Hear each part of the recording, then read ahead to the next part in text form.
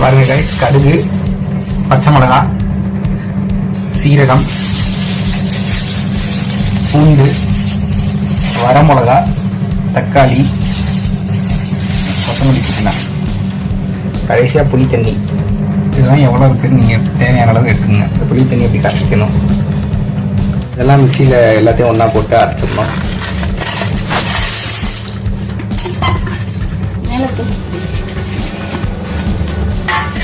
சுவையான ரசம். இந்த மாதிரி ரசத்தை நீங்கள் உங்கள் வீட்லையும் ட்ரை பண்ணி பாருங்கள், டேஸ்ட்டாக இருக்கும். ஹெல்த்தியான ஒரு ஃபுட்டு.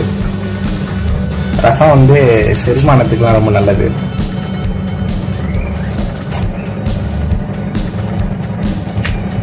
நல்லா அரைச்சிருங்க.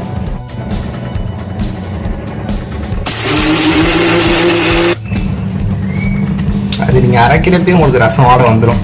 அதுக்கு இந்த மாதிரி வச்சுக்கோங்க. அடுப்பை ஃபஸ்ட்டு பற்ற வச்சுக்கோங்க. அப்புறம் சட்டியை தூக்கி அடுப்பில் வச்சுக்கோங்க.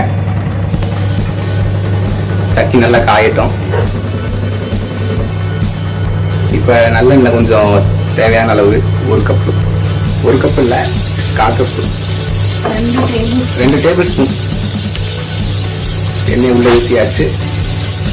ஊற்றுறதுக்கப்புறம் இந்த மாதிரி தான் இருக்கும். எண்ணெய் நல்லா காயட்டும். பார்த்தீங்களா, உள்ள கெமிக்கல் ரியாக்ஷன் நடந்துட்டு இருக்கு. மண்பானை ரசம். இந்த மண்பானையில் நீங்கள் ரசம் வச்சு சாப்பிட்டீங்கன்னா அவ்வளோ ஹெல்த்தி. கடுகு போட போகிறோம். அப்படி கடுகு போட்டிங்கன்னா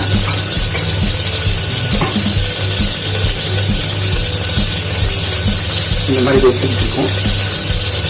அடுத்து வரமிளகா, ஒரு 4 வரமிளகாயை பிச்சு அது மாதிரி உள்ள போட்டுருங்க.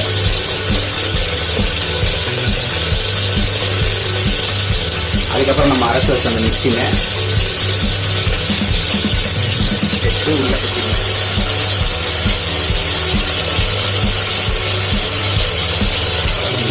இருக்கும். அப்புறம் நல்லா கிண்டி வச்சுக்கோங்க.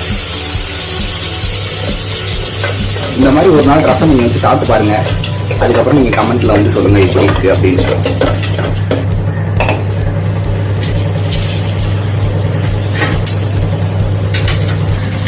இது அரிசி கலஞ்ச தண்ணி. இது அரிசி தண்ணி. இந்த அரிசி தண்ணி அந்த புளி தண்ணியில் ஊற்றி இது கொஞ்சம் இப்படி கொதி வந்ததுக்கு அப்புறம் நம்ம புளி தண்ணிய இதுல வந்து ஊற்றிக்குங்க. ஃபர்ஸ்ட் புளி தண்ணி ஊற்றுங்க. அதுக்கப்புறம் இந்த அரிசி கலந்த தண்ணி இருக்கு பார்த்தீங்களா, நம்ம மிக்ஸ் பண்ணியிருக்கோம், அதை எடுத்து அதில் ஊற்றிடுங்க. இது இந்த அரிசி கலந்த புளி தண்ணி. நல்ல அரிசி தண்ணி தான். இதை பார்த்தீங்கன்னா வடிச தண்ணி. அரிசி கழுவுன தண்ணி. சாரி, வடிச தண்ணி கிடையாது, அரிசி கழுவுன தண்ணி. அதுக்கப்புறம் எப்படி இருக்கும், அதில் கொஞ்சம் மஞ்சத்தூள் போட்டுக்குங்க. மஞ்சத்தூள் போடுறது வந்து ரொம்ப ரொம்ப முக்கியமான ஒன்று. ஏன்னா அது வந்து ஆன்டி பாக்டீரியல். இது எல்லாத்துலேயும் அதுக்கு மருத்துவ குணமே தண்ணி. அதை பற்றி இன்னொரு வீடியோவில் நான் உங்கள்கிட்ட சொல்கிறேன். அப்புறம் மஞ்சத்தூளுக்கு அப்புறம் பெருங்காயத்தூள். பெருங்காயத்தூள் இந்த பார்த்துக்குங்க எவ்வளோ போடணுங்க.